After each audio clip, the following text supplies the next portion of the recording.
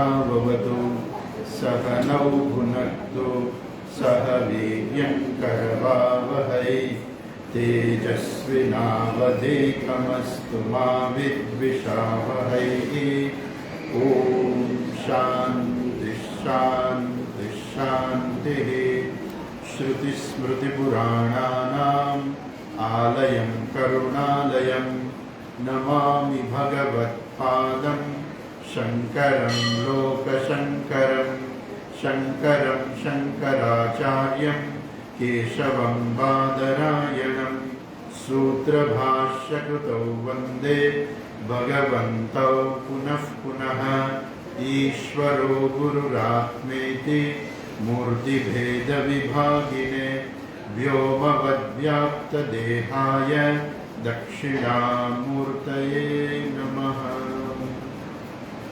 ॐ पार्थाय प्रतिबोधितां भगवता नारायणेन स्वयं व्यासेन ग्रथितां पुराणमुनिना मध्ये महाभारतम् अद्वैतामृतवर्षिणीं भगवतीम् अष्टादशाध्यायिनीम् अम्ब त्वामनुसन्दधामि भगवद्गीते भवद्वेषिणीम्। नमोऽस्तु ते व्यासविशालबुद्धे पुल्लारविन्दायतपत्रनेत्र येन त्वया भारततैलपूर्णः प्रज्वालितो ज्ञानमयः प्रदीपः। यं ब्रह्मा वरुणेन्द्ररुद्रमरुतः स्तुवन्ति दिव्यैस्तवैः वेदैः साङ्गपदक्रमोपनिषदैः गायन्ति यं सामगाः। ध्यानावस्थिततद्गतेन मनसा पश्यन्ति यं योगिनः यस्यान्तं न विदुःसुरासुरगणाः। देवाय तस्मै नमः देवाय तस्मै नमः।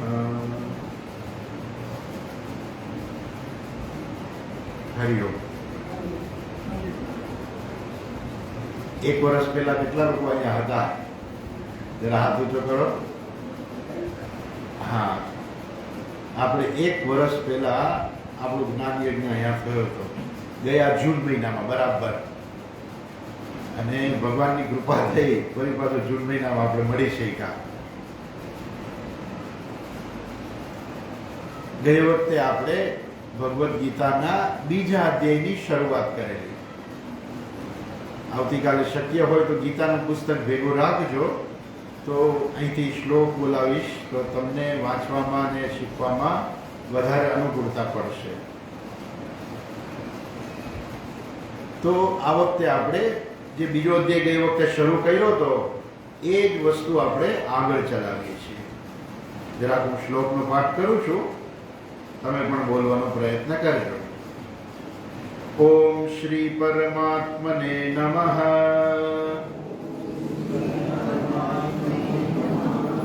अथ द्वितीयोऽध्यायः। संजय उवाच तं तथा कृपयाविष्टम् अश्रुपूर्णाकुलेक्षणं विषीदन्तमिदं वाक्यम्। उवाच मधुसूदनः श्रीभगवानुवाच कुतस्त्वाकश्मलमिदम् विषमे समुपस्थितम् अनार्यजुष्टमस्वर्ग्यम् अकीर्तिकरमर्जुन। ગઈ વખતે આપણે આ 2 શ્લોક જોયા હતા. આમ જરા જૂની વાત યાદ કરી લઈએ તો પેલા અધ્યાયની અંદર આવું કે અર્જુન જે છે એ ભગવાનને કહે છે કે 2 સેનાની વચ્ચે મારો રથ ઉભો રાખો.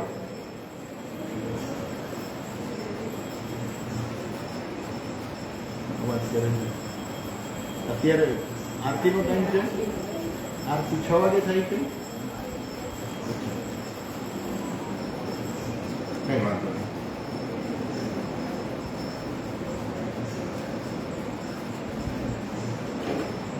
ભગવાન 2 સેનાની વચ્ચે રથને ઉભો રાખે છે અને અર્જુન ચારે બાજુ જુએ છે તો એને પોતાના સગાવાળા દેખાય છે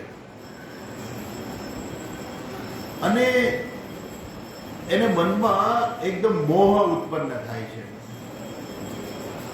આ કઈ અચાનક આવી પડેલા કોઈ લોકો નહોતા.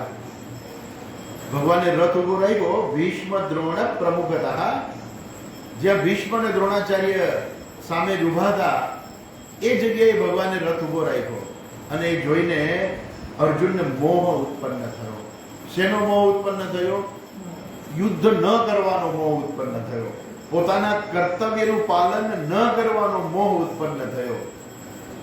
ખરેખર ભીષ્મ પિતામહ અને દ્રોણાચાર્ય છે આની પહેલા એની સાથે એને યુદ્ધ કરેલું છે.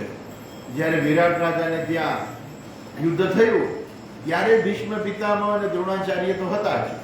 ત્યારે એને એવો વિચાર ન આવ્યો કે આ લોકો મારે સામે કેમ લડવું. ત્યારે તો એ ઉત્સાહથી લડવા ગયો અને હવે આ લોકોને જોઈને એના મનમાં અત્યારે મોહ ઉત્પન્ન થયો અને ભગવાનને કહે છે ન કાંક્ષે વિજયમ કૃષ્ણ ન ચ રાજ્યમ સુખાની ચ કિન્નો રાજ્યેન ગોવિંદ કિમ ભોગે જીવિતે નવા. ભગવાન મારે કઈ જોઈતું જ નથી. મારે રાજ્ય નથી જોઈતું, સુખ નથી જોઈતું, ભોગ નથી જોઈતા. આ બધા મારા સગાવાલા છે અને એને મારીને મેં જીવન નહીં છે. તો હમણાં આગળ અર્જુન કહેવાનું છે.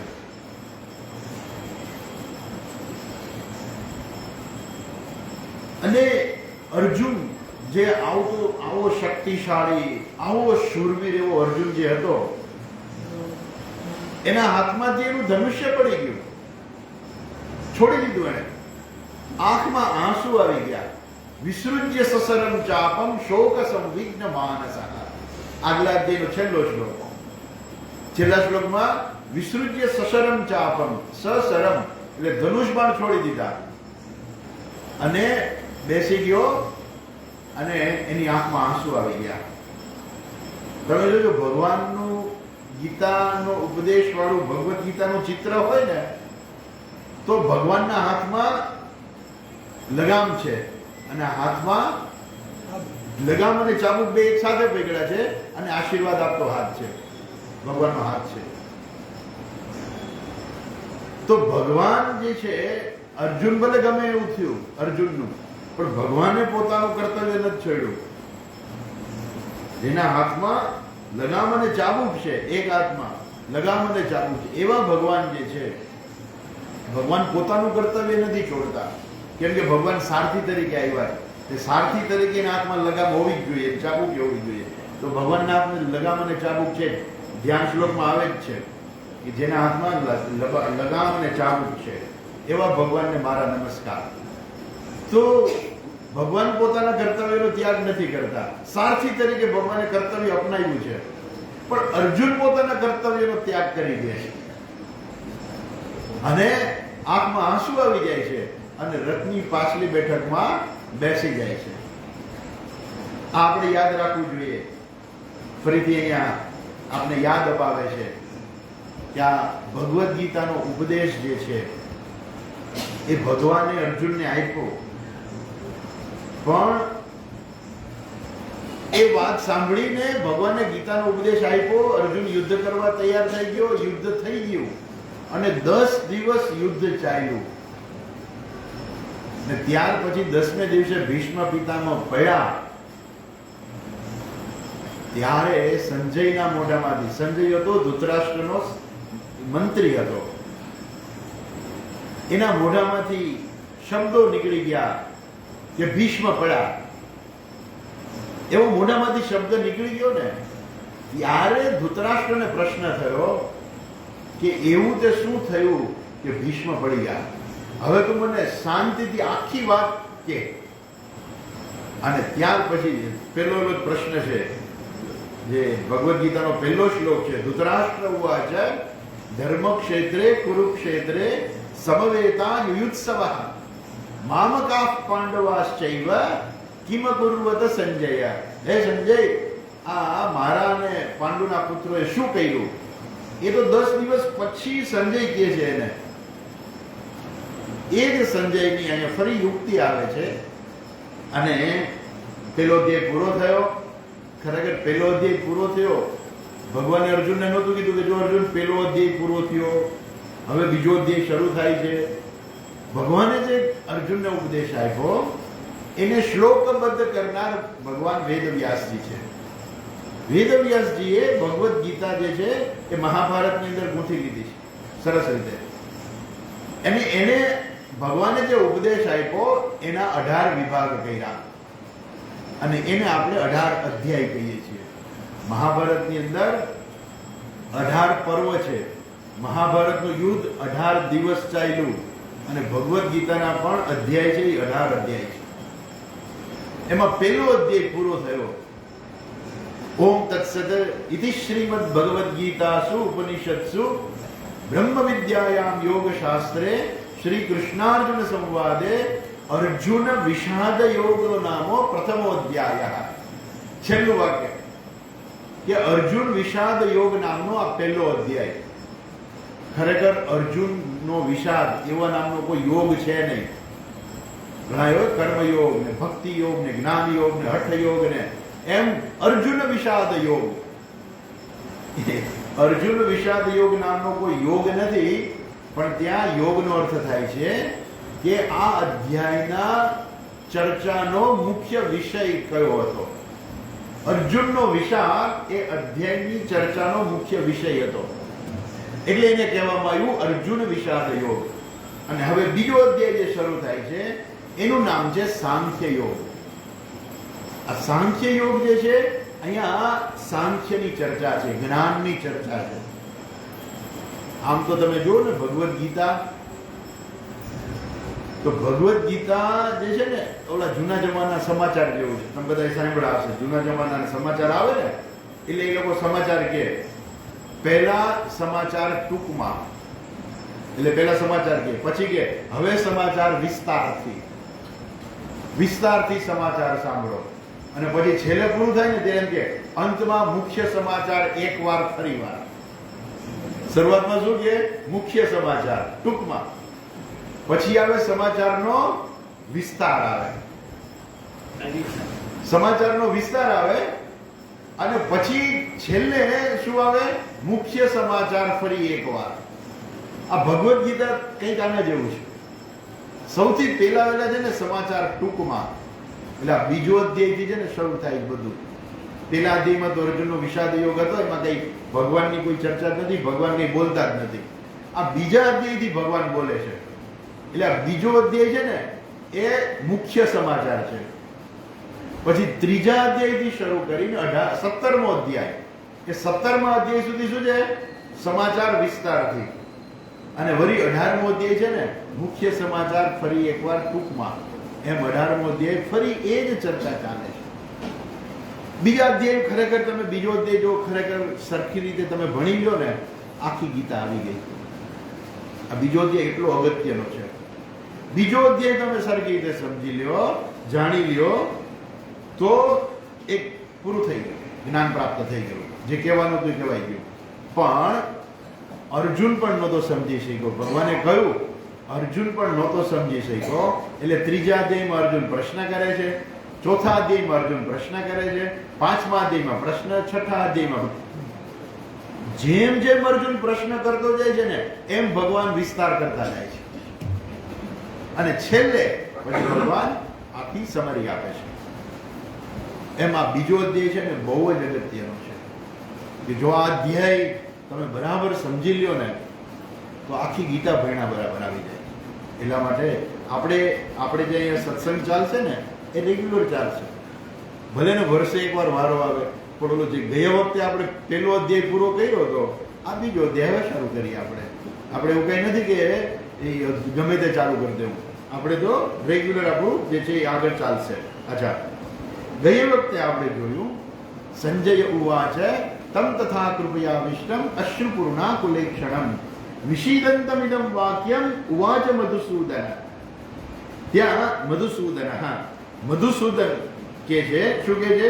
સંજય કહ્યું તમ તથા કૃપયા વિષ્ણમ અશ્રુપૂર્ણા કુલેક્ષણમ. આંખમાં જેની આંખમાં આંસુ આવી ગયા હતા, જે કૃપાના આવેશમાં આવી ગયો હતો. કૃપાનો આવેશ. શું કામ કૃપાનો આવેશ ખબર છે? અર્જુનને ખબર હતી કે હું લડીશ ને એટલે આ બધા મરશે, મારે બધાને મારવાના છે, એના કરતા હું ના મારું તો. કૃપાનો આવેશ આવી ગયો. જે એ કૃપા જ્યાં કરવા જેવી હોય ને ત્યાં કૃપા કરાય. પણ જો આપણા શાસ્ત્રમાં કહ્યું છે, ઇવન સંન્યાસી માટે પણ અહિંસા પરમો ધર્મ. અહિંસા છે એ સૌથી શ્રેષ્ઠ, સારામાં સારો ધર્મ છે. પણ સૈનિક માટે જે છે, ભારત પાકિસ્તાનનું યુદ્ધ થતું હોય અને પછી સૈનિક એમ કે અહિંસા પરમો ધર્મ, પાકિસ્તાનના સૈનિકને હું મારીશ નહીં, એવું હાલે નહીં. એને વિશેષ ધર્મ આપવામાં આવેલો છે. આપણા શાસ્ત્રની અંદર, આપણી પરંપરાની અંદર, આપણા ધર્મની અંદર બધાને વિશેષ પ્રકારના ધર્મ આપેલા છે. અને એમાં જ આપણી વર્ણાશ્રમ વ્યવસ્થા છે. બ્રાહ્મણનો ધર્મ જુદો છે, ક્ષત્રિયનો ધર્મ જુદો છે. બ્રાહ્મણનો ધર્મ છે જ્ઞાન પ્રાપ્ત કરવું અને બીજાને જ્ઞાન આપવું. એ બ્રાહ્મણનો મુખ્ય ધર્મ છે. ક્ષત્રિયનો ધર્મ છે જ્ઞાન પ્રાપ્ત કરવું અને બીજા પાસે જે ધર્મ છે, જે ધર્મનું પાલન કરાવવું. બ્રાહ્મણનો ધર્મ શું છે? ધર્મ વિશે જ્ઞાન પ્રાપ્ત કરવું અને ધર્મનો ઉપદેશ આપવો. ક્ષત્રિયનો ધર્મ શું છે? ધર્મનું જ્ઞાન પ્રાપ્ત કરવું, બીજું બધું જ્ઞાન પ્રાપ્ત કરવાનું, માત્ર ધર્મનું જ નહીં, બધું જ્ઞાન પ્રાપ્ત કરવાનું અને આ ધર્મનું પાલન કરાવવાનું. એ કોનો છે ધર્મ? ક્ષત્રિયોનો ધર્મ છે. એટલે તમે જોજો, મોટા શહેરમાં હોય ને તો એક પોલીસ વાળા ઉભા રહે ને ગમે ત્યાં, એટલે બધા વાહનો બરાબર લાઈનમાં ચાલવા માંડે. કોઈ જે છે એ ઉલ્લંઘન કરે નહીં. કેમ? એને ખબર છે કે જો હું ધર્મનું ઉલ્લંઘન કરીશ તો મારે દંડ ભરવો પડશે. એ વાહન વ્યવહારનો ધર્મ છે. દરેક વ્યક્તિએ વાહન ડાબી બાજુ ચલાવવું જોઈએ, એ ધર્મ છે. અને જો પોલીસ વાળા કોઈ ઉભા હોય તો લોકો બરાબર ધર્મનું પાલન કરશે. કેમ? એને ખબર છે કે ધર્મનું પાલન કરાવવા વાળા અહીંયા ઉભા છે. આજે આપણે શાંતિથી જીવી શકીએ છીએ ને, ખાઈ શકીએ છીએ, આરામથી સૂઈ શકીએ છીએ, ચિંતા વગર આપણે સૂઈ જઈએ છીએ. શું કામ? એ ખબર છે કેમ કે આપણા સૈનિકો જે છે એ બોર્ડર ઉપર આપણી રક્ષા કરે છે. આપણને કંઈ ખબર નથી, પણ એ સૈનિકો આપણી રક્ષા કરે છે ને, એટલે આપણે અહીંયા શાંતિથી સૂઈ શકીએ છીએ. કાલ સવારે જો સૈનિકો હટાવી લેવામાં આવે તો શું થાય આપણા દેશનું? તમે વિચાર કરી શકો છો. એમાં કોઈને બહુ લાંબુ કહેવાની જરૂરિયાત નથી. તરત જ દુશ્મનો જે હુમલો કરી દે આપણા દેશ ઉપર અને આપણે શાંતિથી સૂઈ ના શકીએ. એ સૈનિકો જે છે એનો ધર્મ છે કે આ દેશનું રક્ષણ કરવું અને દેશ ઉપર કોઈ હુમલો કરે તો એ દુશ્મનોને મારવા. એ ધર્મ છે, એ વિશેષ ધર્મ છે. અને આપણું શાસ્ત્ર કહે છે કે કોઈ પણ વ્યક્તિ ધર્મનું પાલન કરતા કરતા જો મૃત્યુ પામે ને તો એને સ્વર્ગની પ્રાપ્તિ થાય. તમને જાણીને આશ્ચર્ય લાગશે, દુર્યોધન સૌથી પહેલા સ્વર્ગમાં ગયો હતો. કેમ? એને યુદ્ધ કર્યું હતું સામી છાતી, ભાગી નતો ગયો, એ લડ્યો હતો. સૌથી પહેલા દુર્યોધન છે સ્વર્ગમાં ગયો હતો. પછી ભલે એના પાપનું કર્મનું ફળ તો એને ભોગવવું જ પડે. પાપ કરેલા પાપ હોય એનું કર્મનું ફળ તો દરેક વ્યક્તિને ભોગવવું પડે. પણ જેનું કર્તવ્ય જે છે એ કર્તવ્ય જે છે એ દરેક વ્યક્તિએ પોતાનું કર્તવ્ય બજાવવું પડે. એ બ્રાહ્મણ જે છે એનું કર્તવ્ય જુદું છે, ક્ષત્રિયનું કર્તવ્ય જુદું છે, વૈશ્યનું કર્તવ્ય જુદું છે અને શૂદ્રનું કર્તવ્ય જુદું છે. અને કેમ આવું છે? તો કે દરેકની શક્તિ પ્રમાણે આ બધું બનાવેલું છે. જેનામાં જેવી શક્તિ હોય એને બ્રાહ્મણ કહેવાનું. એટલે શું? જેને ભણવું હોય, આપણા બધા શિક્ષકો છે ને બધા બ્રાહ્મણો છે. આપણા જેટલા શિક્ષકો છે આપણા દેશની અંદર કે દુનિયામાં, કે ભગવાને એવું નથી કીધું કે ચાતુર્વર્ણ્યમ ભારતે સર્જનમ, ચાતુર્વર્ણ્યમ મયા ભારતે સર્જનમ, એવું નથી કીધું ભગવાને. ભગવાને કહ્યું છે કે ચાતુર્વર્ણ્યમ મયા સૃષ્ટમ, બસ ખાલી એટલું જ કીધું છે ભગવાને. એ ચારેય વર્ણનું સર્જન ભગવાને આખી દુનિયામાં કરેલું છે. આખી દુનિયામાં ચારેય વર્ણ છે. જે શિક્ષકો છે કે જે જ્ઞાન પ્રાપ્ત કરે છે અને બીજાને આપે છે, એ બધા બ્રાહ્મણો છે. જે વૈજ્ઞાનિકો છે, જે સંશોધન કરે છે જ્ઞાન દ્વારા, એ બધા બ્રાહ્મણો છે. જે ખેતી કરે છે એ બધા વૈશ્ય છે. જે મિલિટરીમાં છે, પોલીસમાં છે, એ બધા ક્ષત્રિયો છે. અને જે સેવાનું કામ કરે છે એ બધા શૂદ્ર છે. કેટલા દાખલા છે મારી પાસે, હમણાં જ આપ્યું હતું. કેટલા બધા જે ઋષિ મુનિઓ છે. આપણી કઈ વર્ણ વ્યવસ્થા જે છે જળ જેવી નહોતી. તમે વિશ્વામિત્ર ઋષિનું નામ સાંભળ્યું હશે. આ વિશ્વામિત્ર ઋષિ છે ને, જન્મથી બ્રાહ્મણ નહોતા, ક્ષત્રિય હતા, ઋષિ બન્યા. પણ એ તપશ્ચર્યા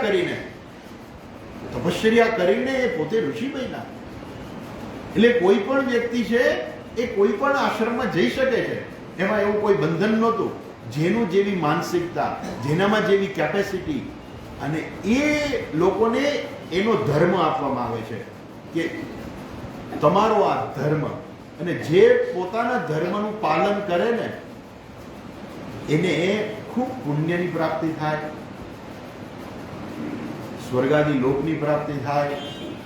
અને બીજું આગળ આપણે ચર્ચા કરવાના છીએ. હું તમને આગળ પણ ચર્ચા કહીશ કે આ ધર્મનું પાલન અથવા તો કર્મ જે છે કેમ કરવાનું હોય છે. આપણે ચર્ચા આગળ પણ કરીશું.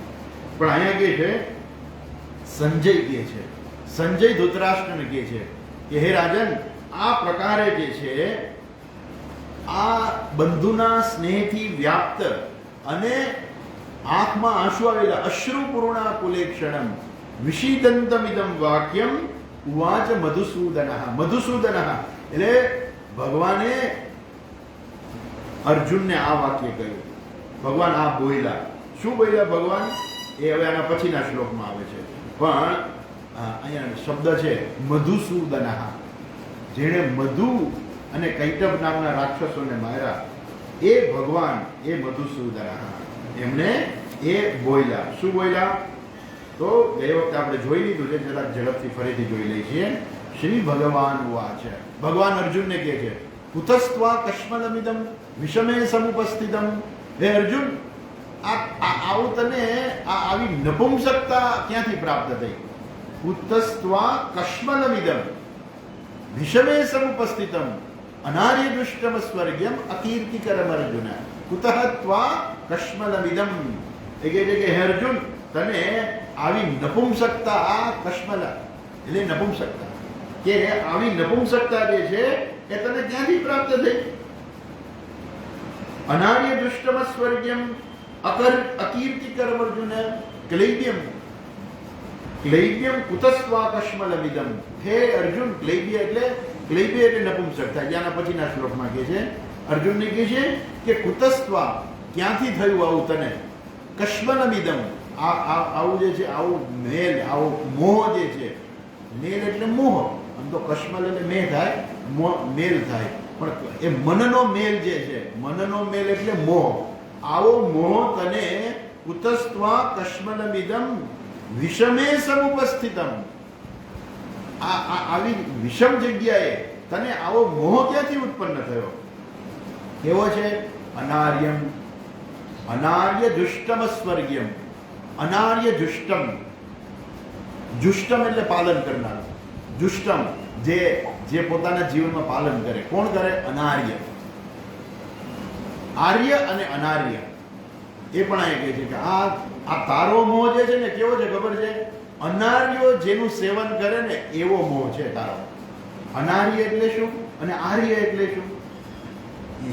આપણા દેશમાં આવી બધી જે છે ને, લોકોએ આપણા દેશના ભાગલા પાડવા માટે થઈને આવી બધી ઘણી તરકીબો સોચી હતી, વિચારી હતી, કે જેમાં આર્ય ને અનાર્ય. એટલે આર્યો જે છે ને એ બધા બહારથી આવ્યા છે આપણા દેશમાં. એટલે આર્ય સંસ્કૃતિ જે છે એ બધી બહારથી આવી છે એવું કહે છે. આપણા શાસ્ત્રમાં શું કહ્યું છે? આર્ય એટલે કોણ? આર્ય એટલે જે પોતાના ધર્મનું પાલન કરે, જે બીજાની મુશ્કેલીને સમજે, એ આર્ય છે. હંમેશા તમે જુઓ રામાયણની અંદર આવે છે કે સીતાજી જે છે ને રામને કહે છે આર્ય પુત્ર. રામનું નામ નહોતા લેતા. આજકાલ હવે નવો ટ્રેન્ડ આવી ગયો છે. પત્ની છે ને પતિને નામથી બોલાવે. એ વિજય અહીં આવતો, આવું કે. હા, આપણી પરંપરામાં પતિનું નામ ન લેવાય. એટલે સીતાજી શું કહે? આર્ય પુત્ર. હે આર્ય પુત્ર, તમે ક્યાં છો? મને બચાવો. હે આર્ય પુત્ર. એ ભગવાનનું નામ પણ સીતાજી નહોતા લેતા.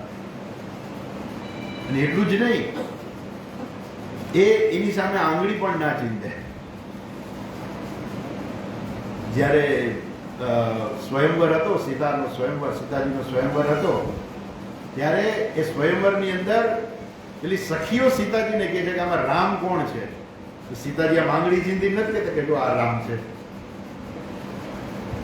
એટલે સીતાજી કે કઈ બોલતા નથી ને, એટલે પેલો એમ કહે છે કે આ લાંબી દાઢી વાળા જે છે માથે જટા છે ને ઈ રામ છે. એટલે સીતાજી કે ના. પછી એની બાજુમાં એ કહે છે કે આ ઉગ્ર ચર્ચા કરે છે. બધા લક્ષ્મણજી હતા ને, ઉગ્ર ચર્ચા કરતા હતા ને, એટલે કે આ બહુ ઉગ્ર ચર્ચા કરે છે ને આ નાનકડું મજાનું સુંદર મજાનું શરીર છે ને એ છે. તો કે ના. પછી રામનું વર્ણન કરે છે કે જે સુંદર છે, જે મનમોહક છે, જેને ધનુષ્ય ધારણ કરેલું છે ને એ રામ છે. એટલે સીતાજી નીચું જોઈ ગયા, કાંઈ કહેતા ના. એ મર્યાદા છે. આર્ય કોણ છે? કે જે હંમેશા મર્યાદામાં જીવન જીવે છે, જે હંમેશા ધર્મની મર્યાદામાં રહીને કાર્ય કરે છે, જે હંમેશા પોતાનું કર્તવ્ય કર્મ બજાવે છે, જે હંમેશા બીજાની મુશ્કેલીને સમજે છે, એ આર્ય છે. ભગવાન અર્જુનને કહે છે અનાર્ય જુષ્ટમ. અર્જુન, તારો આ મોહ છે ને એ અનાર્યોએ સેવેલો છે. અનાર્ય જુષ્ટમ. આવો મોહ તો અનાર્યોને થાય. આર્ય જે છે એ મોહ થાય. તું તો શૂરવીર છો. આર્ય બધા શૂરવીર હતા. તું તો શૂરવીર છો. અનાર્ય દુષ્ટમ સ્વર્ગયમ. એટલું જ નહીં, આ તને સ્વર્ગની પ્રાપ્તિ નહીં કરાવે. ધર્મનું પાલન કરે ને એને સ્વર્ગની પ્રાપ્તિ થાય. આ કેવો છે? અસ્વર્ગ્યમ. આ સ્વર્ગની પ્રાપ્તિ કરાવનારું નથી. અનાર્ય દુષ્ટમ અસ્વર્ગ્યમ અકીર્તિકરમ અર્જુન. અને તું એવું માને છે કે તું આ યુદ્ધમાંથી નીકળી જઈશ તો અર્જુન મહાભારતના યુદ્ધમાંથી નીકળી જાય તો શું બીજા 4 ભાઈઓની તાકાત છે કે યુદ્ધ કરી શકે? એ પણ યુદ્ધ નહીં કરે. યુધિષ્ઠિર શું લડી શકે આવડું મોટું યુદ્ધ? તમે જુઓ તો ખરા, કૌરવોની સેનામાં કેવા લોકો હતા. ઇવન કૌરવો છે ને એમ જ કહેવાતું હતું કે 100% કૌરવ વિજય થવાના છે. 100%. જ્યોતિષને કહ્યું હતું. ધૃતરાષ્ટ્રએ જ્યોતિષને બોલાવીને પૂછ્યું હતું કે આ યુદ્ધ થશે તો વિજય કોનો થશે? કે મહારાજ કૌરવોનો જ વિજય થવાનો છે. ઇવન એવું કહેવાય છે કે દુર્યોધન સહદેવ પાસે ગયો તો મુહૂર્ત કાઢી દે તું. સહદેવ તો નાનો હતો ને એનાથી, મહાન જ્યોતિષ હતો. અને એને એક નિયમ હતો કે ખોટું નહીં બોલવાનું, અને જે એની પાસે પ્રશ્ન પૂછે ને એને સાચો જવાબ આપવાનો. એટલે દુર્યોધને એવો પ્રશ્ન કર્યો કે સહદેવ, અમે ક્યારે યુદ્ધ શરૂ કરીએ તો અમારો વિજય થાય? મને તું મુહૂર્ત કાઢી દે. એટલે સહદેવે મુહૂર્ત કાઢી દીધું કે જો આ સમયે મહાભારતનું યુદ્ધ શરૂ થશે ને તો કૌરવોનો વિજય થશે. એક. બીજું, ખાલી જ્યોતિષ નહીં, વ્યવહારના દ્રષ્ટિકોણથી તમે જુઓ તો કૌરવોની સેના 11 અક્ષોહિણી. 1 અક્ષોહિણી સેના એટલે 2 લાખનું સૈન્ય થાય.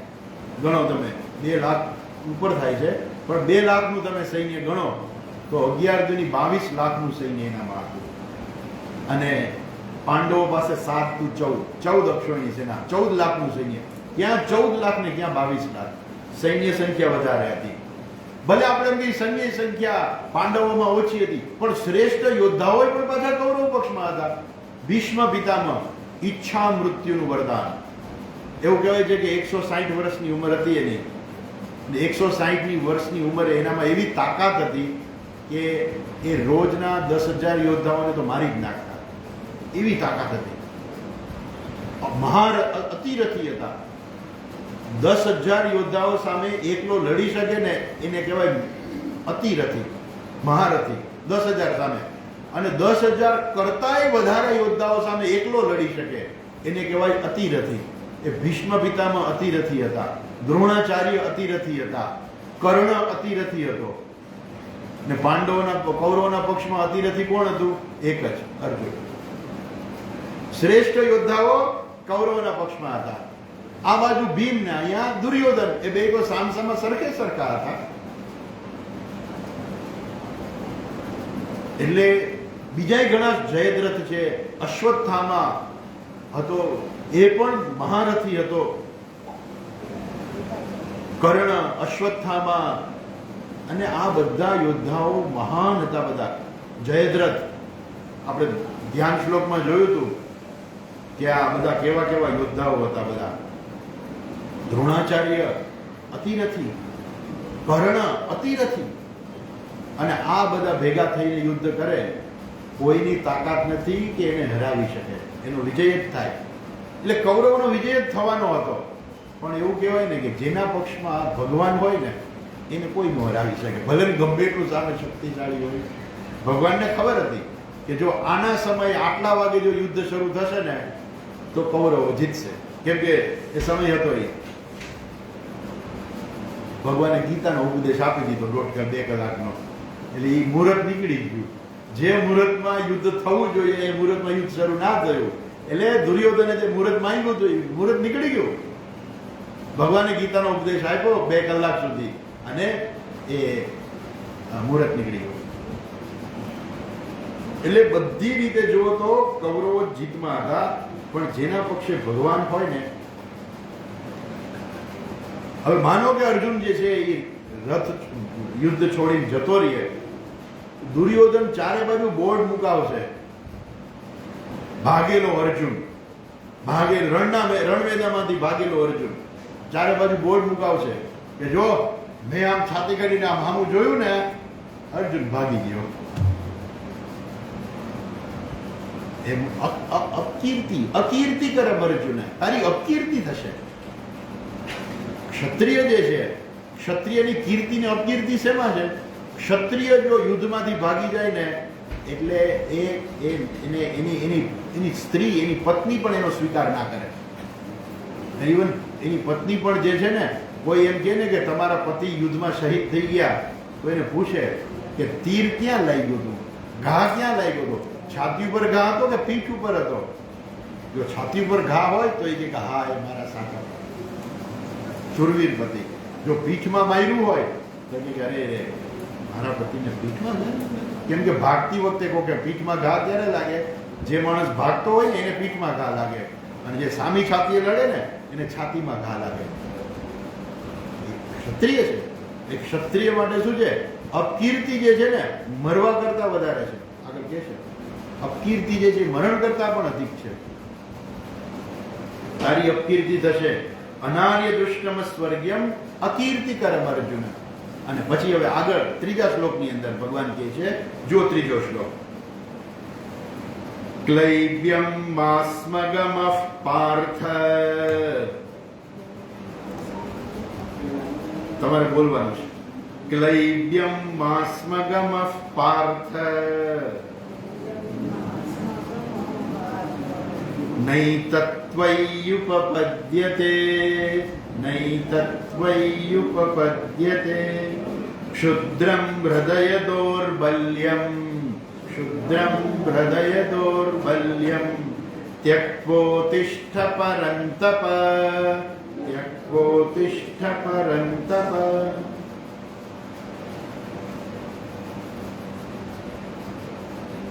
ક્લૈબ્યમ માસ્મગમઃ પાર્થ. હે પાર્થ, ભગવાન કહે છે હે પાર્થ, ક્લૈબ્યમ માસ્મગમઃ. ક્લૈબ્યમ એટલે નપુંસકતાને. તું આવા નપુંસકતાને ન પ્રાપ્ત કર. નૈતત્વ એતદ ઉપપદ્યતે. તને આ છાજતું નથી. પેલો નાનકડો છોકરો હોય સ્કૂલે જવું હોય ને ત્યારે માં શું કે હવે આવડો મોટો થઈ ગયો, હવે સ્કૂલે તો જવું જોઈએ કે નહીં? આ શું આમ નાનકડો ગીગલો થઈ ગયો છો, જા સ્કૂલે જવું પડે ને સ્કૂલે. અને મોટો માણસ થઈ ગયો હોય, લગ્ન થઈ ગયા હોય અને ઘરમાં બેઠો રહેતો હોય તો એના મા બાપ એને કે જા બેટા જા, હવે તું કંઈક પૈસા કમા ઘર ચલાવવા માટે થઈને. આ શું ઘરમાં આખોથી બાયલાની જેમ બેઠો છે? બાયલો, ક્લૈબ્યમ, આ બધું શું છે? બીજા શબ્દોમાં કહીએ તો ગાળ કહેવાય એમ તો. અને આવો શબ્દ અર્જુન માટે જો કોઈ બીજાએ વાપર્યો હોત ને તો અર્જુન એનું માથું કાપી નાખ્યું હોત એ જ સમયે. તો ભગવાને કીધું ક્લૈબ્યમ માસ્મગમ પાર્થ, આ શું નપુંસકતાને તું પ્રાપ્ત કરી રીતે? આવી રીતે કેમ? નપુંસક એ સ્ત્રી નથી ને પુરુષ નથી, એને કોઈ એનું કઈ છે જ નહીં. એટલે એ નથી કોઈ વર્ણાશ્રમની અંદર કે એની ગણતરી કરવામાં આવતી, એનો કોઈ ધર્મ નથી. એમ તું આ કઈ જાણે કે મારો કોઈ ધર્મ નથી ને યુદ્ધ કરવા આવ્યો કે હવે મારે યુદ્ધ નથી કરવું ને આ રણમાંથી તું વયો જા ને કે હવે મારે જતું રહેવું છે, એ તારો વિચારો જે છે આ બધા બરાબર નથી. એટલે આ માનસિકતા છે. ક્લૈબ્યમ માસ્મગમ પાર્થ નત એતત ઉપપદ્યતે ક્ષુદ્રમ હૃદય દૌર્બલ્યમ ત્યક્વોતિષ્ઠ પરંતપ. હૃદયની આ તુચ્છ દુર્બળતાને ત્યજી દે. કેમ કે આ દુર્બળતા છે. દુર્બળતા એટલે શું? તો કે મારે ભીષ્મ પિતામહ અને દ્રોણાચાર્ય સામે નથી લડવું. કે એને તું નો દેખાણો કે ભીષ્મ પિતામહ એવું કીધું કે નહીં મારે અર્જુન સામે નથી લડવું. દ્રોણાચાર્ય એવું કીધું કે ના મારે અર્જુન સામે નથી લડવું, મારો પ્રિય શિષ્ય છે એની સામે હું નહીં લડું. ભીષ્મ પિતામહ એવું કહ્યું કે ના ના મારો પ્રિય પૌત્ર છે. એ તો એવું કહેવાય છે કે અર્જુન છે ને ભીષ્મ પિતામહને બહુ પ્રિય હતો અને અર્જુનને ભીષ્મ પિતામહ બહુ પ્રિય હતા. એ નાનકડો હતો ત્યારે તાતશ્રી કરતો દોડતો આવતો હતો. ત્યારે ભીષ્મ પિતામહ એને કહેતા કે બેટા હું તારો તાતશ્રી નથી, તારા તાતનોય તાત છું, તારા બાપાનોય બાપો છું. પણ એટલો પ્રેમ હતો. પણ એ ભીષ્મ પિતામહ એવું ના કીધું કે ના હું અર્જુન સામે યુદ્ધ નહીં કરું. ભીષ્મ પિતામહ આવી ગયા યુદ્ધ કરવા.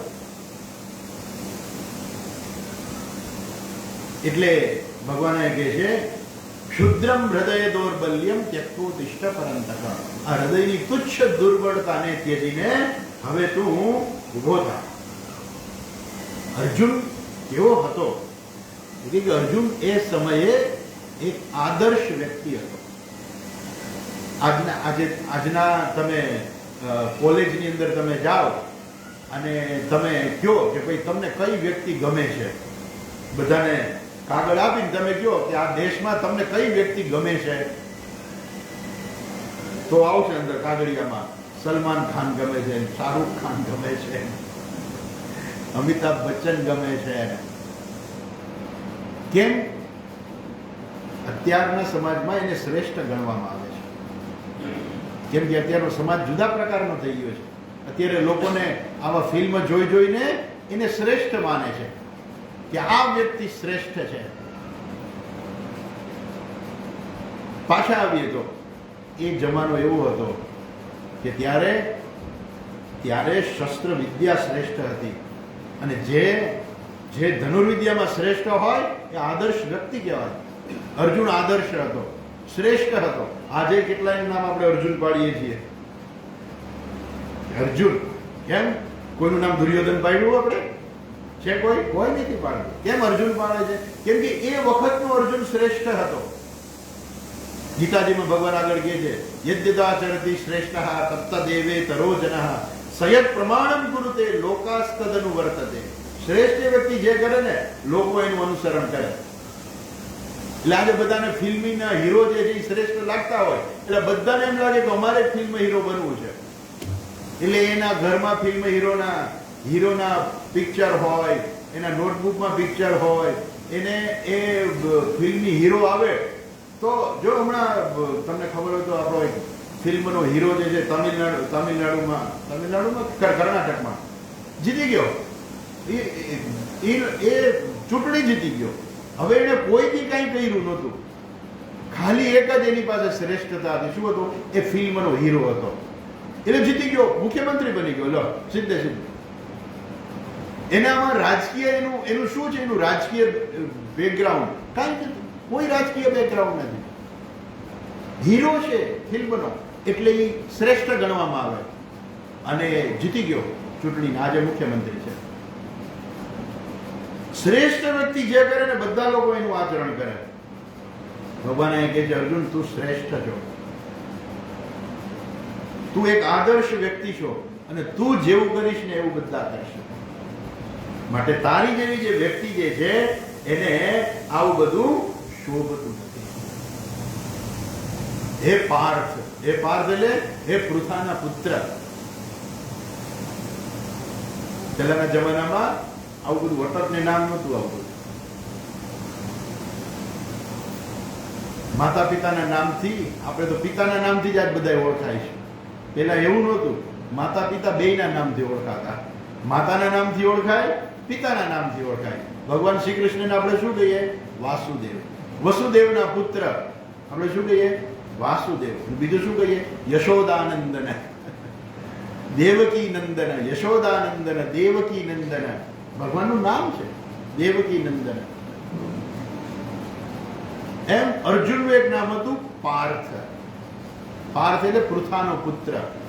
અને બીજા દ્રષ્ટિકોણથી ભગવાનને જ્યારે જ્યારે અર્જુનને આમ વધારે પોતાનો ભાવ પ્રગટ કરવો હોય ને તો ભગવાન એને કૌંતેય, હે કૌંતેય, હે પાર્થ અહીં કહે છે કે ભગવાને જે છે આખી ભગવદ્ ગીતાની અંદર 37 વખત ભગવાને અર્જુનને પાર્થ તરીકે સંબોધન કર્યું છે. કેટલું એ શબ્દ ભગવાનને ગમતો હશે. અને 24 વખત કૌંતેય, કૌંતેય, હે કૌંતેય, હે પાર્થ ભગવાને કહ્યું છે. કેમ? તું મારી ફૈબાનો દીકરો છો, તું મારો ભાઈ છો, એટલા માટે હું તને કહું છું, હું તને ભાઈ તરીકે કહું છું. આમ તો ભગવાન આગળ સર્ટિફિકેટ આપે છે, ભક્તોસી મેં સખા ચૈતી રહસ્યમ હે તદુત્તમમ. ભગવાને કેવા સર્ટિફિકેટ આપે છે અર્જુનને. અર્જુન કેવો શ્રેષ્ઠ હશે તમે વિચાર તો કરો. કેવો ધર્મનું પાલન કરનારો હશે કે જે ભગવાનને પણ પ્રિય છે. ભગવાન કહે છે કે તું મારો સખા છો, તું મારો મિત્ર છો, તું મારો ભાઈ છો, તું મારો ભક્ત છો. કેવા કેવા સર્ટિફિકેટો ગીતાજીની અંદર ભગવાન પોતે આપે છે. કેવો શ્રેષ્ઠ હશે. અને એવી વ્યક્તિ જો પોતાના ધર્મનું પાલન ના કરે તો ભગવાન ક્યાંથી સહન કરી શકે? એ ગમે એમ થાય, ભગવાન દરેક વ્યક્તિએ પોતાના ધર્મનું પાલન તો કરવાનું જ છે. કર્મ દરેકે કરવાનું જ છે. આમ તો જોઈએ ને તો એના ફાયદા છે. કર્મ જે છે ને, કર્મ બધાએ કરવાનું છે. જે આળસુ હોય ને એને બધા એમ કે ભાઈ કંઈક કામ કર. કામ કરે એટલે શું? તારી ફરજ બજાવ. બરોબર? જે આળસુ હોય ને એને આળસમાંથી આગળ લઈ જવા માટે એમ કહેવા માટે કે તું કર્મ કર. આ પૈડું રહેવું જે છે એ તને શોભતું નથી. આખો દી ઘરમાં શું પડ્યો છો? ચલ કંઈક કામ કર, કર્મ કર. એટલે એ લોકોને પણ કર્મ કરવાનું કહેવામાં આવે. અને એ કર્મ કરે તો એનાથી શું થાય? એની આળસ જતી રહે. બીજા લોકો કર્મ કરે છે. એ કર્મ શેના માટે કરે છે ખબર છે? એ કરે છે કે આ કર્મ કરવાથી કંઈક પૈસા મળશે, કંઈક ભોગ મળશે, કંઈક ધર્મ મળશે. બીજા લોકો ધર્મ માટે કરે. અમુક લોકો કર્મ કરે એ કંઈક આ પૈસા મેળવવા માટે. આપણે એમ કે ભાઈ એ તમારી ફરજ છે, તમારે એ હું કંઈક એવા ધર્મમાં કંઈ માનતો નથી. આ મારે કરવું જોઈએ ને એટલે હું કરું છું. મારે કંઈ ધર્મ સાથે નહીં, હું આ કરીશ તો મને રૂપિયા મળશે. મારે તો આ જગતમાં સુખેથી રહેવું છે. બરાબર છે? ભલે હું ખોટું નહીં કરું, સાચું કરીશ, પણ મારે કાંઈ પુણ્ય જોઈતું નથી. આપણે એમ કહીએ કે તમે ધર્મનું પાલન કરો તો તમને પુણ્ય થાય. ધર્મનું પાલન કરવું એનો અર્થ એવો નથી કે પૂજા પાઠ કરવા કે એ કંઈ ધર્મનું પાલન માત્ર નથી. ધર્મનું પાલન એટલે પોતાનું કર્તવ્ય કર્મ કરવું એ ધર્મનું પાલન છે. આપણા શાસ્ત્રમાં ધર્મનો અર્થ ક્યાંય પૂજા પાઠ નથી કર્યો. ધર્મનો અર્થ છે કર્તવ્ય કર્મ. ગીતામાં પણ ભગવાન કહે છે કે તું ધર્મનું પાલન કર.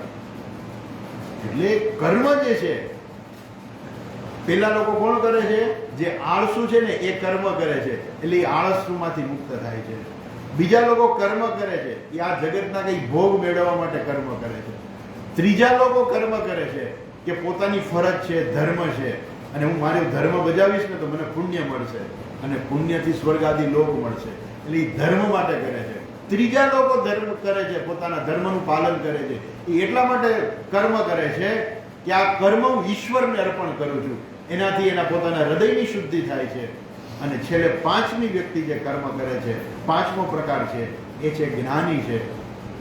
એ કહે છે કે હું કર્મ કરું છું પણ ખરેખર હું કંઈ કર્મ કરતો નથી, છતાંય કર્મ થયે રાખે છે. ભગવાન છે શું કર્મ કરતા હતા? ભગવાન શું એવું ઈચ્છતા હતા કે મારી આળસ જતી રહે? ભગવાન શું એવું ઈચ્છતા હતા કે મને કંઈક પુણ્ય મળી જાય? ભગવાન શું એવું ઈચ્છતા હતા કે મને સ્વર્ગાદી લોક મળે? ભગવાન શું એવું ઈચ્છતા હતા કે મારા હૃદયની શુદ્ધિ થાય? નહીં. તો ભગવાન શું કામે કર્મ કરતા હતા? ભગવાન પાસે જ્ઞાન હતું હું કોણ છું એ ખબર હતી ભગવાનને. ભગવાન એટલા માટે કર્મ કરતા હતા કે હું જ્યાં છું ત્યાં મારી શું ફરજ છે. ભગવાન જ્યાં હતા ને ત્યાં પોતાની ફરજ બજાવી.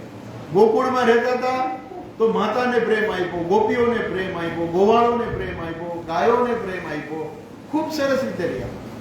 ત્યાર પછી મથુરા ગયા, મથુરાવાસીનું રક્ષણ કર્યું. આખા મથુરાવાસીને લઈને દ્વારિકા વસાવી, એનું રક્ષણ કર્યું ભગવાને. કાલ યવનને માર્યો, ભલે મરાયો પણ ભગવાને જ માર્યો એ તો, પણ કાલ યવનને માર. કેટલી વખત જરાસંઘ સાથે યુદ્ધ કરીને કેટલા પાપીઓને માર્યા, જરાસંઘને મરાવ્યો, પાંડવોને મદદ કરી અને આ ધર્મનું સ્થાપન કર્યું ભગવાને. ભગવાનને શું મેળવવાનું હતું? કાંઈ નહીં. ભગવાનને કાંઈ મેળવવાનું નથી, છતાંય ભગવાન કર્મ કરે છે. ભગવાન પોતે કહે છે વર્ત એવ ચ કર્મણિ નમે પાર્થાસ્તિ કર્તવ્યમ ત્રિષુ લોકેષુ કિંચન નાના વાપ્તમ વાપ્તવ્યમ વર્ત એવ ચ કર્મણિ. મારે ત્રણેય લોકમાં કંઈ નથી મેળવવાનું, તોય હું કર્મ કરું છું. અને અર્જુન કે મારે નથી કરવું. અર્જુન તું એવો કોણ બોલો છો કે તારે કર્મ નથી કરવું? એટલે ભગવાન કહે છે લૈભ્યમ માસ્મગમ પાર્થ નૈ તત્વૈવ પદ્યતે ક્ષુદ્રમ હૃદય દૌર્બલ્યમ ત્યક્તો તિષ્ઠ પરંતપ. એક મહાત્મા કહે છે કે જાણે કે ભગવાન એને યાદ આવે, હે પરંતપ ઉભો થા, ત્યક્તો તિષ્ઠ પરંતપ. પરંતપ તું કોણ છો? ભગવાન બે નામ આપે છે, એક પાર્થ અને એક પરંતપ. પરંતપ બીજાને તપાવનાર. અર્જુન યુદ્ધ કરતો હોય ને ત્યારે કોઈની તાકાત નથી કે એની સામે ટકી શકે. અર્જુને કેટલા યુદ્ધો કર્યા, એનો કોઈ દિવસ હાર એને જોઈ જ નહોતી. આખા જીવન દરમિયાન કોઈ દિવસ અર્જુન હાર્યો નહોતો. એવો મહાન ધનુર્ધર એ અર્જુન હતો.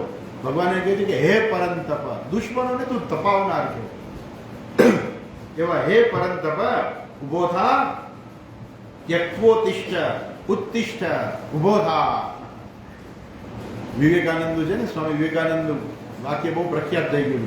ઉત્તિષ્ઠત જાગ્રત પ્રાપ્ય વરાન નિબોધત. એકચ્યુઅલી કઠોપનિષદનો મંત્ર છે. ઉત્તિષ્ઠત જાગ્રત પ્રાપ્ય વરાન નિબોધત શ્રસ્ય ધારા નિશિષાદુરતયા દુર્ગમ પદસ્તવયો વદંતિ. ક્યારેક જોઈશું આપણે, કઠોપનિષદનો મંત્ર છે. ઉત્તિષ્ઠત ઉભો થા. ભગવાન અહીં અર્જુનને કહે છે કે તું ઉભો થા, ઉત્તિષ્ઠ ઉભો થા અને કર્મ કર. એક મહાત્મા આવું કહે છે કે જાણે કે ભગવાન એને યાદ અપાવે છે કે અર્જુન, હે પાર્થ કીધું ને, હે પૃથાના પુત્ર, હે કુંતીના પુત્ર, કે તારી માએ શું સંદેશો આપ્યો તને ખબર છે? તારી માએ કીધું છે કે પાર્થને કહો ચડાવે બાણ, હવે યુદ્ધ એ જગલ્યા. આ શ્લોક છે. એતદ ધનંજયો વાચ્ય નિત્ય યુક્તો મૃગોદરઃ યદર્થમ ક્ષત્રિયા સૂતે તસ્ય કાલ અયમ આગતઃ. ક્ષત્રિયાની જેના માટે થઈને પુત્રને જન્મ આપે છે ને, એ હવે સમય આવ્યો છે. કેટલું જીવન પસાર થઈ ગયું પાંડવોનું, તમે વિચાર તો કરો. કેટલું સહન કર્યું, કેટલું સહન કર્યું નાનપણથી જ. તમે જો કુંતીને સહન કરવાનું પહેલેથી જ આવ્યું છે. માદ્રીને કારણે કુંતીને સહન કરવું પડ્યું. કેમ કે જંગલમાં જવું પડ્યું. માદ્રી કે હું સતી થાવ, એટલે માદ્રી સતી થઈ ગઈ અને જવાબદારી આવી કુંતી ઉપર, 5 બાળકોની. એ કુંતી 5 બાળકો લઈને આવી હસ્તિનાપુર. કૌરવોથી કાયમ ભય એને છોકરાને મારી નાખવાનો. ક્યારે આ મારી નાખશે કઈ કહેવાય નહીં. એક વખત ભીમને તો ઝેર આપી દીધું હતું. ભીમ માંડ બચ્યો એમાંથી, અને હજુ મોટા થયા ત્યાં લાક્ષાગૃહની અંદર મારવાનો પ્રયત્ન કર્યો. સતત કૌરવનો પ્રયત્ન હતો કે કેમ કરીને પાંડવોને મારી જ નાખીએ. કેમ કે રાજ્ય ઉપર એનો અધિકાર હતો, એટલે યુધિષ્ઠિર યુવરાજ હતા. એટલે જો યુધિષ્ઠિર ના હોય તો દુર્યોધનનો અધિકાર લાગે. એટલે એણે પાંડવોને મારવાના ઘણા પ્રયત્નો કર્યા. લાક્ષાગ્રહમાં બાળી નાખવાનો પ્રયત્ન, એમાંથી બચીને લોકો કેટલા વર્ષો સુધી જંગલમાં રહ્યા. અને પછી દ્રૌપદી સાથે લગ્ન કરીને એ લોકો દ્રૌપદી સાથે લગ્ન કરીને એ લોકો પાછા આવ્યા. ત્યાં દુર્યોધને કહી દીધું કે અમે કંઈ ભેગા નહીં રહી. એટલે હસ્તિનાપુરના ભાગલા પાડ્યા અને યુધિષ્ઠિરે ઇન્દ્રપ્રસ્થ વસાવ્યું. એવું સરસ ઇન્દ્રપ્રસ્થ તૈયાર કર્યું, ત્યાં દુર્યોધન એનું સુખ ના જોઈ શક્યો.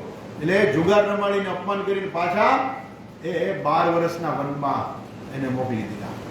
12 કેટલા વર્ષો સુધી એ લોકો જંગલમાં જ રહ્યા છે. એટલે કુંતી યાદ કરે છે કે અમે આખી જિંદગી ભોગવ્યું જ છે. હવે તો અંતિમ સમય આવી ગયો છે. હવે તો અર્જુનને કે હવે તો ચડ, હવે તારા બાણને ચડાવ, પાર્થને કહો ચડાવે બાણ, હવે તો યુદ્ધ એ છે કલ્યાણ. હવે આ લોકોનો સમય આવી ગયો છે. ભગવાન ગયા હતા શાંતિ દૂત બનીને દુર્યોધનને સમજાવવા કે ભાઈ તું સમજી જા, પાંડવોને એનું ઇન્દ્રપ્રસ્થ આપી દે, બધા શાંતિથી સુખેથી જીવો. ના પાડી દે હું ઇન્દ્રપ્રસ્થ નહીં આપું. કાંઈ નહીં, ઇન્દ્રપ્રસ્થ ન આપતો. પાંડવોને 5 ગામ આપી દે, 5 ભાઈઓનું એક ગામ, એમ સમજીને 5 ગામ તું આપી દે. સોયની અણી જેટલી પણ જમીન નહીં આપવું. જોતું હોય તો યુદ્ધ કરીને લઈ જાય. હવે તો શું બાકી જ નહોતું રહ્યું કાંઈ. એટલે કુંતા માતા કહે છે કે બસ હવે બહુ સહન કર્યું. હવે અર્જુન હવે પાર્થને કહો ચડાવે માં, યુદ્ધ એ જ કલ્યાણ. એ શું કહે છે? યદર્થમ ક્ષત્રિયા શ્રુતે તસ્ય કાલઃ અયમ આગતઃ. જેના માટે તેને ક્ષત્રિયાની બાળકને જન્મ આપે છે. શેના માટે આપે છે? આવા દુશ્મનોને મારવા માટે. એ સમય હવે આવી ગયો છે. એમ કહીને ભગવાન એને કહે છે હે પાર્થ, તારી માએ આ સંદેશો મોકલાવ્યો છે અને તું કહેશ કે મારે યુદ્ધ નથી કરવું. તારી માનું તો વચન રાખ, મારું ન રાખ તો કાંઈ નહીં. તારી મા હવે ઈચ્છે છે એની લે ભાષા આવીએ તો આ પ્રકારે ભગવાન અર્જુનને ચાબકો મારે છે કે ઊભો થા અને યુદ્ધ કર. દરેક વ્યક્તિએ જોવાનું છે કે આપણું અત્યારે કર્તવ્ય શું છે. કર્તવ્ય જે ને હંમેશા બદલતા રહીએ છે. એટલે ધર્મ જેને આપણે કહીએ, ધર્મ બદલતો રહીએ છે. ધર્મ હંમેશા સરખો નથી રહેતો.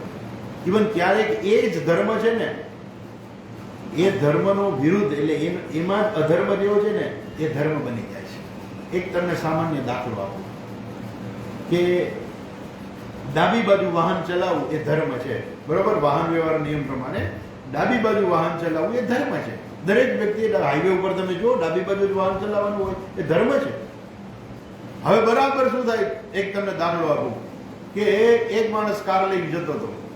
કારમાં ઘણા બધા લોકો બેઠા હતા અને સામેથી એક માણસ જે છે દારૂ પીને મોટું ડમ્પર લઈને રોંગ સાઈડમાં એની સામે જ આવતો હતો. હવે પેલો ડ્રાઈવર એમ કે નહીં, મારો તો ધર્મ છે ડાબી બાજુ ચલાવવું, મારે તો ધર્મ છે કે ડાબી બાજુ ચલાવવું જોઈએ. ઓલા બધા કે જમણી બાજુ લઈ લે, તો કે નહીં હું ડ્રાઈવર છું, ડ્રાઈવરનો ધર્મ છે ડાબી બાજુ ચલાવવું. પેલાને કયો જમણી બાજુ હલાવે. અલા પણ એને કોણ કહેવા જાય? ડ્રાઈવરને કે તું જમણી સામેથી આવ્યો આવે કોણ કહેવા જાય? એ સમયે રોંગ સાઈડમાં વાહન ચલાવવું કે જે અધર્મ છે એ ધર્મ બને છે. ખ્યાલ આવ્યો? ક્યારેક જેને આપણે અધર્મ કહેતા હોય છે ને એ ધર્મ બની જાય છે અને ક્યારેક ધર્મ જે છે અધર્મ બની જાય છે. જો એ ડાબી બાજુ વાહન હલાવી રાખે, બધા મરી જાય, ડ્રાઈવર સહિત બધા મરી જાય. પણ જો બધાને બચાવવું હોય તો આપત સમયે શું છે, એ જે અધર્મ છે ને એ પણ ધર્મ બની જાય છે. એટલે ધર્મ ને અધર્મ જે છે એ સમજવો પડે. મહાભારતની અંદર એટલા માટે જ આ મહાભારત સમજવું બહુ અઘરું છે. રામાયણ સીધું સરળ છે. રામાયણમાં ભગવાને ક્યાંય આવું કંઈ આવતું જ નથી, બહુ ઓછું આવે છે, સીધું જ આવે. તમારે ભગવાને પોતે મર્યાદા પુરુષોત્તમ, ભગવાને પણ મર્યાદા રાખીને પોતાનું ઈશ્વરત્વ પ્રગટ કર્યું છે. એટલે રામાયણમાં તમને બહુ પ્રશ્ન નહીં થાય, પણ મહાભારતમાં તમને બહુ પ્રશ્નો થશે કે આમ કેમ ને આમ કેમ ને આમ કેમ, બધા પ્રશ્નો. દરેક વ્યક્તિએ પોતાના ધર્મનું પાલન કરવાનું છે. એ સમય જોવો જોઈએ કે અત્યારનો સમય શું છે અને મારી પાસે કયા પ્રકારની અપેક્ષા રાખવામાં આવે છે. જે મારી પાસે અપેક્ષા રાખવામાં આવે ને એ મારો ધર્મ. બસ જોવું જોઈએ. આર્ય જે છે ને, ભગવાન કહે છે અનાર્ય દુષ્ટમ. આપણે બધા કોણ છીએ? આપણે બધા આર્ય છીએ. આ દેશના બધા જ લોકો છે, બધા આર્ય છે. અને આર્યનો ધર્મ શું છે? આર્યનો ધર્મ છે આર્ય રહેવું. ધર્મ એટલે શું? પોતાના કર્તવ્યનું પાલન કરવું. જે સમયે એનું જે કર્તવ્ય હોય એનું પાલન કરવું. કોઈ પણ પ્રકારે ધર્મનું પણ પાલન થવું જોઈએ. ધર્મની સ્થિતિ ટકવી જોઈએ. ઇવન ભગવાન પોતે પણ આવે છે મહાભારતની અંદર તો ઘણા બધા પ્રશ્નો છે કે ભીષ્મ પિતામહને મારવા હતા. ભગવાને કહ્યું કે પેલા તું આગળ કર. પેલા દ્રોણાચાર્યને મારવા હતા કારણ કે દ્રોણાચાર્ય જે છે હવે એવા બની ગયા હતા, એને એમ એવા ભયંકર રીતે યુદ્ધ કરતા હતા કે પાંડવોની સેનાનો કચર ઘાણ કાઢી નાખતા હતા. પાંડવો જીતે એવું કોઈ લાગતું જ નહોતું. ભગવાનને કહ્યું કે ભગવાન કંઈક રસ્તો બતાવો. ભગવાને ભીમને કીધું કે આ હાથીને મારી નાખ. અને પછી કહી દઉં કે અશ્વત્થામા હતા. હાથીનું નામ અશ્વત્થામા હતું. મેં કહી દઉં અશ્વત્થામા હતા. બસ ભગવાન રસ્તો બતાવી દીધો કે હાથીને મારી નાખ. આ દ્રોણાચાર્યને રોકવાનો આ જ રસ્તો છે. પણ એ સમયે ધર્મ હતો કે દ્રોણાચાર્યને કેમ રોકવા, ભીષ્મ પિતામહને કેમ રોકવા, એ ધર્મ હતો. ભગવાને જ કીધું પાંડવોને કે જાઓ ભીષ્મ પિતામહને કહો કે અમારો વિજય કેમ થશે. 10મે દિવસે 9મે દિવસે જે ભીષ્મ પિતામહે યુદ્ધ કર્યું ને, પાંડવો થાકી ગયા. ભગવાનને કહે કે ભગવાન અમે આ રીતે કોઈ દિવસ જીતી નહીં શકે, અમે બધા ખલાસ થઈ જશું જ્યાં સુધી ભીષ્મ પિતામહ છે ત્યાં સુધી. એટલે સાચી વાત છે, તમે જાઓ એને જ કહો કે આમાં તે રસ્તો બતાવો. એટલે બધા ગયા પાંડવો. યુધિષ્ઠિરે જઈને પ્રણામ કર્યા ભીષ્મ પિતામહને રાત્રે અને કહ્યું કે પિતામહ તમે અમને આશીર્વાદ આપ્યા હતા ને વિજયી ભવ, એ આશીર્વાદ પાછા લઈ લ્યો તમારા. કેમ કે તમે છો ત્યાં સુધી અમારો વિજય નહીં થાય. તો એ સાચી વાત છે, હું યુદ્ધ કરીશ ત્યાં સુધી તમારો વિજય નથી થવાનો. તો કે તો પછી તમારા આશીર્વાદ પાછા લઈ લ્યો. તો કે ના આશીર્વાદ તો પાછા ના લેવાય, આપ્યા છે એટલે. તો કે તો હવે કરવું શું અમારે? તો કે હું સ્ત્રી સામે યુદ્ધ નથી કરતો. પેલા તો પૂછ્યું તમે મોકલા કોણે? કૃષ્ણએ મોકલા. બરાબર છે કે હવે મારો સમય પૂરો થયો. એ કહે છે કે હું સ્ત્રી સામે યુદ્ધ નથી કરતો. આટલું ભીષ્મ પિતામહે કહી દીધું. પણ એ રસ્તો બતાવનાર ભગવાન જ હતા. ભીષ્મને મરાવનાર આમ ઇનડાયરેક્ટલી તમે જો તો ભગવાન જ હતા. કર્ણને મરાવનાર ભગવાન જ હતા. ભગવાને કહું અર્જુન તું માર કર્ણને. દુર્યોધનને મરાવનાર ભગવાન જ હતા. ભગવાને જ કહ્યું ભીમને કે તારી પ્રતિજ્ઞા યાદ કર. એને પ્રતિજ્ઞા લીધી હતી કે જ્યારે સભાની અંદર દુર્યોધને પોતાની સાથળ ઉપર થપથપાવીને કહ્યું કે દ્રૌપદીને મારી સાથળ ઉપર બેસાડો, ત્યારે ભીમે ઉભા થઈને પ્રતિજ્ઞા કરી હતી કે દુર્યોધન તારી સાથળ ભાંગા વગર જો હું મરું ને તો ભગવાન મને સ્વર્ગમાં જગ્યા ન આપતા, મને આવવા ન દેતા. એને પ્રતિજ્ઞા કરેલી. એટલે ભગવાન એની પ્રતિજ્ઞા યાદ અપાવી કે આમ કર. જરાસંઘને મારવો હતો ત્યારે ભીમ નહોતો મારી શકતો, ત્યારે ભગવાનને ઈશારો કર્યો દાંતણની ચીર ચીરીને કીધું આવી રીતે મરાય. હા, ધર્મની સ્થાપના કરવા માટે થઈને ભગવાને ઘણું કર્યું છે. પાછા આવીએ તો એટલે મહાભારત જે છે ને એ સમજવું જરાક અઘરું છે. ઘણા લોકોને પ્રશ્ન પણ થતા હોય છે. પણ આ ધર્મ અને અધર્મ જે છે એ બધા બદલાતા રહે છે. ક્યારે ધર્મ ને ક્યારે અધર્મ એ સમજવું પડે.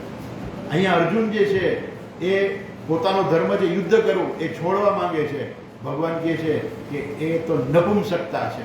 ક્લૈબ્યમ માસ્મગમ પાર્થ નૈતત વિપપદ્યતે ક્ષુદ્રમ હૃદય દૌર્બલ્યમ ત્યક્તોતિષ્ઠ પરંતપ. અર્જુન ઉભો થાય તો યુદ્ધ કર. ધૃતરાષ્ટ્ર સાંભળતા હતા કે આ ભગવાન જ યુદ્ધ કરાવે છે. વાત સાચી છે, ભગવાન જ યુદ્ધ કરાવે છે. ભગવાન યુદ્ધ નથી કરાવતા. ખરેખર ભગવાન અર્જુનને એટલું કહે છે તું તારા ધર્મનું પાલન કર.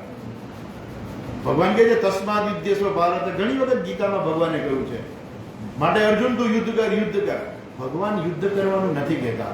ભગવાન કહે છે કે તું તારા ધર્મનું પાલન કર. બસ. ભાગી જવું એ તારો ધર્મ નથી, એ અધર્મ છે અને એમાં તારી અપકીર્તિ પણ થશે. માટે અર્જુન તું ઉભો થા અને યુદ્ધ કર. ત્યાર પછી અર્જુન જે છે એનો જવાબ આપે છે અને એ આપણે આવતીકાલે જોઈશું. આજે આપણો સમય થઈ ગયો છે, અહીંયા આપણે અટકીએ. હરિ ઓમ. પૂર્ણમદઃ પૂર્ણમિદં પૂર્ણાત પૂર્ણમુદચ્યતે पूर्णस्य पूर्णमादाय पूर्णमेवावशिष्यते। ओम शांति शांति शांति। हरिः ओम श्री गुरुभ्यो नमः। हरिः ओम। काले सांजे 6 वागे फरी મળીશું। हरि ओम।